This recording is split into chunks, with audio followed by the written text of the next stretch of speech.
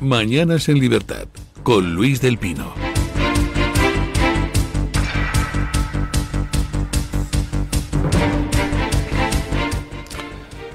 Ocho y 3 minutos, 7 y 3 minutos en las Islas Canarias. Bueno, vamos con las noticias de las 8, porque, en fin, son espectaculares. Con ayuda de doña Carmen Carbonell. Actualizamos la información hasta la hora de la mañana hablándoles del caso del hermano de Pedro Sánchez, de David Azagra, porque sigue adelante el juicio, pero no para todos, porque el presidente de la Diputación de Badajoz ha conseguido finalmente aforarse antes de ser enviado al banquillo. Y es que esta maniobra express del PSOE para conseguir hacer a Gallardo diputado autonómico es lo que va a frenar de momento el proceso. Gallardo logró recoger su nueva acta de diputado tan solo 20 horas antes de que la jueza Beatriz Viedma dictara la apertura del juicio oral. El propio Miguel Ángel Gallardo ha querido justificar este procedimiento alegando que es simple estrategia política, aunque está siendo claramente cuestionado. Escuchen lo que decía ayer Gallardo en Radio Nacional a preguntas de Josep Cuní. Mire, esto mismo, para que entrara en el año 2022 Feijóo en el Senado y pudiera debatir con el presidente del gobierno, Pedro Sánchez, se hizo en el Partido Popular. Nadie dijo nada. ¿Desde cuándo conoce usted a David Sánchez? Pues desde que entró en la Diputación de Badajoz. Así. ¿Y no entró por usted? Mire usted, pongámonos en el contexto del año 2016-2017. Sí, no, ya ha dicho usted que entonces Pedro Sánchez no era secretario general del partido, ya lo recordamos, lo ha dicho.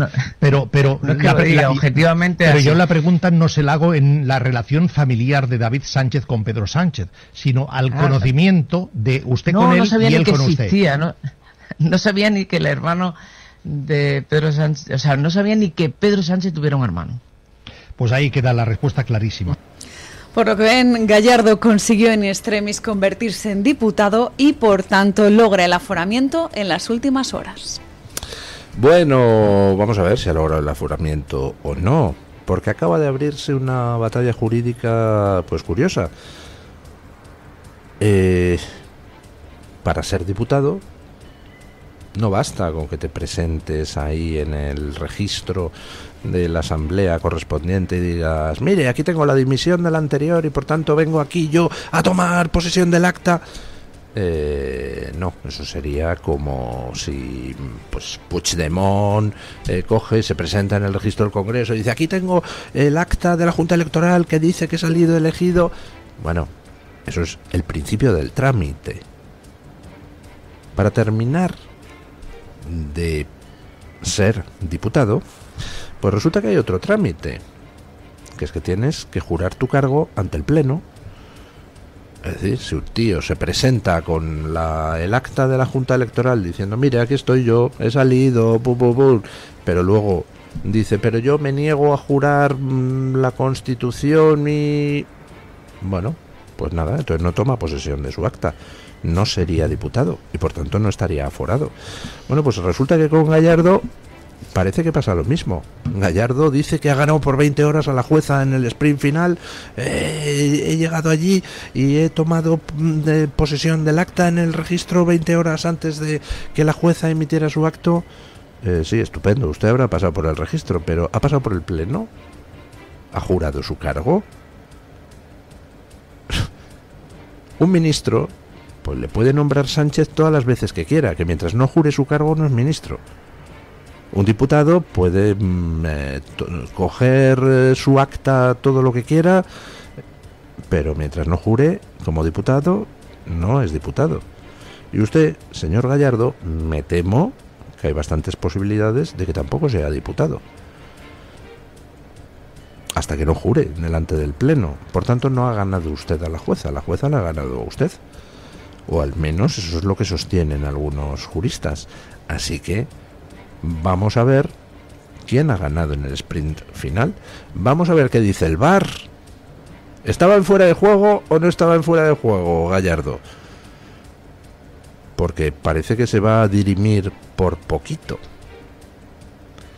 Si Gallardo hubiera comparecido ante el Pleno de la Asamblea de Extremadura y hubiera jurado su cargo, entonces no habría ninguna duda, sería aforado. Pero es que no ha comparecido.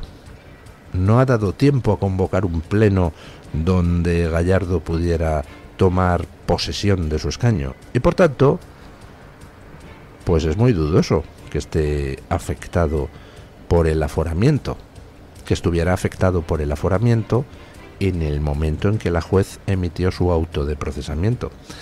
Así que bueno, vamos a ver. No lance usted las campanas al vuelo, querido señor Gallardo, porque creo que el VAR le puede dar un susto. Bueno, ayer, ya saben ustedes que yo llevo muchos años denunciando, bueno, yo y muchas otras personas, como la política española es un teatro bastante cutre. Resulta que el Partido Popular y el Partido Socialista gobiernan juntos en Bruselas, pero luego llegan aquí y fingen que son dos cosas distintas. ¿Por qué? Pues hombre, para seguir engañando incautos, para llegar a las elecciones y decir, vótame a mí que no soy este. Y el otro dice, vótame a mí que no soy este. Y luego los dos gobiernan juntamente en Bruselas, los dos se reparten aquí todo, pero fingen ser cosas distintas. Eso lo llevo diciendo, pues ¿cuánto? ¿15 años? Bueno, pues ayer lo dijo Felipe González, escuchen. El expresidente del Gobierno, Felipe González, ha participado en el programa de Antena 3 El Hormiguero, dirigido por Pablo Motos, donde ha lanzado una dura crítica al clima político actual en España.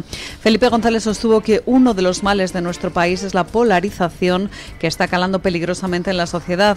Además, cuestionó duramente la falta de acuerdos en el Congreso, contrastándolo con el consenso que sí se alcanza en el Parlamento Europeo.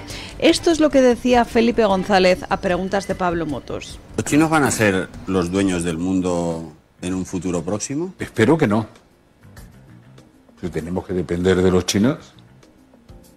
Esa es la trampa en la que estamos, claro. Vamos, tenemos. No me quiero poner demasiado solemne. Tenemos una crisis de gobernanza de la democracia representativa.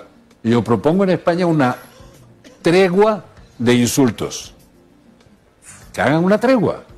Un rato, que nos dejen tranquilos. Porque esa polarización que viene de arriba hacia abajo ya está empezando a calar en la sociedad y la sociedad está cabreando. Sí. Y claro, y eso es realmente peligroso para la convivencia. Por tanto, que paren, que hagan una tregua de insultos. Y sobre todo, no nos tomen el pelo. ¿Por qué se ponen de acuerdo en el Parlamento Europeo y cuando pasan a España, los mismos entran aquí, no solo no se ponen de acuerdo, sino que están en desacuerdo incluso en lo que están de acuerdo? Para Felipe González, lo que representa este conchaveo en Bruselas es una suerte de teatrillo frente a lo que pasa en España, de manera que lanza un mensaje directo a los dos grandes partidos, tanto al Partido Popular como al PSOE, por sus políticas comunitarias. Bueno, pues Felipe González diciendo lo que les llevo yo diciendo hace 15 años. Hombre, ya sé que no es un argumento de autoridad muy utilizable, pero hablamos de Felipe González. Pero vamos, si es que es obvio, o sea, basta con mirar la realidad. ¿Con quién se reparte en Bruselas todo el Partido Popular? Pues con el Partido Socialista, y el Partido Socialista con el Partido Popular. Si gobiernan conjuntamente, si von der Leyen es su ama común. Aquí en España, ¿qué hacen el Partido Popular y el Partido Socialista? Pues repartirse el Tribunal Constitucional, repartirse el Tribunal de Cuentas, gobernar conjuntamente en Ceuta, pudiendo gobernar con Vox, repartirse las comisiones mixtas Congreso, Senado. Si se lo reparten todo y están de acuerdo en todo. Hasta en el infame decreto ómnibus ese que sacó Sánchez, al final termina el PP refrendándolo. Hasta en la retórica antisemita acaba de hacer seguidismo el PP, con Borja Semper diciendo que Netanyahu comete atrocidades en Gaza. Pero si defienden lo mismo, la Agenda 2030 en el tema climático, las leyes de género, las leyes trans, ¿me puede decir alguien cuál es la diferencia? Porque yo no la veo. Bueno, pues para el que lo quiera analizar con un poco de objetividad, está claro. PP y PSOE son dos caras de una misma moneda. En toda Europa, no es una cosa específica de España, no es porque Sánchez sea malo y Feijóo también, no. Es que es un proyecto común a nivel europeo. Partido Popular y Partido Socialista forman una gran coalición en Europa. Y luego hay países, pues bueno, donde tienen que hacer un poco el teatrillo. Por ejemplo, España, donde tienen que presentarse a los electores diciendo, yo soy el bueno, este es el malo, y el otro, el bueno soy yo, el malo es este. ¿Por qué? Pues hombre, porque es lo único que les queda para poder movilizar al electorado. Vótame a mí, PSOE, porque yo no soy el PP. Vótame a mi PP porque yo no soy el PSOE. Bueno, sí, estupendo, no son, pero hacen lo mismo y gobiernan juntos en las instituciones europeas y en varios países europeos. Por supuesto, es un teatro. Y por eso en todos los países europeos, como la gente ha visto el teatro, pues están subiendo las fuerzas soberanistas de la gente que dice se acabó. Estos piratas se están aquí turnando el uno y el otro, pero en el fondo para hacer lo mismo y para saquearnos igual. A tomar por saco, voto a otra cosa. Y por eso asciende el soberanismo. Me alegra mucho que Felipe González pues, lo diga con tanta claridad, caramba. Bueno, una noticia curiosa que llega de Bruselas. Una noticia sobre cómo una de las cosas que hizo la policía belga para investigar el Huawei Gate. Intuyo que esto le gustará a don Eric Gutiérrez y a don Guillermo Díaz. Escuchen. Les hablamos ahora de lo que ocurre en el seno de la Unión Europea, donde continúan las investigaciones por las sospechas de corrupción en el caso Huawei. Acabamos de conocer que la policía belga instaló micrófonos en un palco corporativo de Huawei en el estadio del Anderlecht, desde donde se habrían mantenido contactos con eurodiputados y asistentes parlamentarios.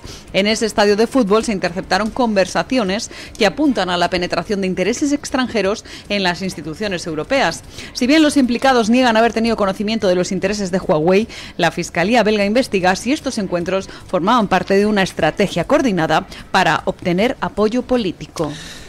Atentos. Huawei alquila un palco en el estadio del Anderlecht, del equipo de fútbol Anderlecht. Y allí a ese palco pues invitaba a gente a la que quería agasajar, a gente de la que quería algo. Por ejemplo, a eurodiputados de los que quería que apoyaran legislaciones favorables a Huawei en el Parlamento Europeo. O, por ejemplo, a funcionarios de la Comisión Europea que tuvieran que tomar decisiones que afectaran a Huawei. Y entonces la policía belga puso micrófonos en el palco que Huawei había alquilado en el estadio del Anderlecht. El tema resulta curioso, y resulta curioso porque todos ustedes intuirán que las líneas están poco claras. Por ejemplo, si Huawei invita a un eurodiputado al palco del Anderlecht para ver un partido y le da un catering que te pasas, pero no le da mordidas, y a cambio le intenta convencer de que apoye no sé qué legislación, ¿eso es delito o no es delito? Hombre, eso parece como poca cosa, ¿no? En fin, un catering y una visita a un palco tampoco. Pero si el catering y la visita al palco se reproducen muchas veces, ¿ya sería delito o no sería delito? ¿Sería compra del eurodiputado o no sería compra? Pues no lo sé. En esas escuchas, evidentemente, pues lo que se ha detectado no es que les dieran un catering. Lo que se ha detectado son ya otras cosas. En fin, otras compensaciones por trabajar para Huawei. Y yo cuando he leído esto me he preguntado, ¿el CNI tendrá puestos micrófonos en los palcos, yo qué sé, del Barcelona, del Madrid, del Atleti de Bilbao? porque seguro que se hablan cosas jugosísimas. Dejando aparte que los catering en algunos de esos estadios creo que son muy buenos, ¿no, doña Carmen? Tengo entendido que sí, que tanto para prensa como para los que están en los palcos VIPs. Y además, usted y yo somos mindundis y jamás lo probaremos. Yo jamás lo he catado, pero tengo entendido que además, en concreto el de su equipo, el del Atlético de Madrid, tiene una empanada de la que se habla en muchos sitios. Pero una empanada se refiere usted a que no tiene claro el futuro, ¿o cómo? También. Bueno, en fin... Y la historia, pues ya saben ustedes que muchas veces se repite. Bueno, que no he cerrado la noticia anterior. ¡Florentino! Ojo a lo que hayan puesto en el palco los del CNI, que tienen más peligro que un mono con una metralleta. Bueno, vamos con la siguiente noticia. Ya saben ustedes que la historia se repite. Dicen que la segunda vez ya como farsa, la primera como tragedia. Bueno, pues en este caso concreto asistimos a un ejemplo de lo contrario, de cómo la historia se repite y la primera vez fue farsa y ahora es cuando la cosa va en serio. Escuchen. Terminamos el repaso a las noticias hablándoles del nuevo anuncio de Donald Trump, nada menos que la construcción de un escudo antimisiles inspirado en el sistema israelí, la cúpula de hierro. El Golden Dome, que es como se va a llamar, tendrá un coste de 175.000 millones de dólares y estará disponible en el año 2028. Su rango de acción llegará incluso a Canadá, por lo que el presidente dijo que también iban a asumir su defensa antiaérea. Tendremos el mejor sistema nunca antes creado. Nos hemos basado en el sistema israelí, que como saben es muy exitoso, pero es que además tendremos tecnología que ahora es aún mejor, que sirve para una capacidad de casi el 100% para combatir misiles de todo tipo, incluso los que vienen del espacio. Así que estamos en condiciones ahora de completar la misión de proteger la patria que dijo Ronald Reagan ya hace 40 años, con tecnología mucho más avanzada y con una gran capacidad de éxito.